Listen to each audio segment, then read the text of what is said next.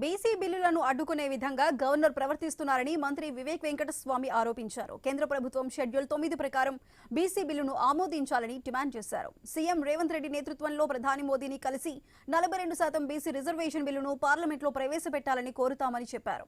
దేశవ్యాప్తంగా బీసీలకు న్యాయం చేసేందుకు 42% రిజర్వేషన్ కల్పించేందుకు రాహుల్ గాంధీ పోరాటాలు చేస్తున్నారని గుర్తు చేశారు. మంచిర్యాల జిల్లా మందమర్రి, రామకృష్ణాపూర్లలో పర్యటించిన ఆయన బీసీల ర్యాలీలో పాల్గొన్నారు. రిజర్వేషన్ బీసీకి ఇవ్వాలని చెప్పి తెలంగాణ ప్రభుత్వం అసెంబ్లీలో బిల్లు పెట్టి యునానిమస్ రిజల్యూషన్ పాస్ చేయడం, దీన్ని అమలు చేసేది అవసరం ఉంది.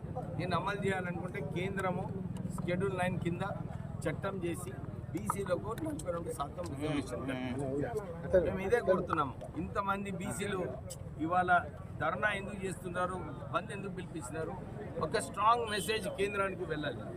ప్రజలందరూ కూడా కోరుకుంటున్నారు. మంచి స్పందన ఉంది బీసీ బంద్కి. మీరు కూడా చట్టం తీసుకొచ్చి ఈ అమలు చేస్తే అన్ని చోట్ల కూడా బీసీలకు న్యాయం జరుగుతుందని చెప్పి మేము అందరం కూడా డిమాండ్ చేస్తున్నాము.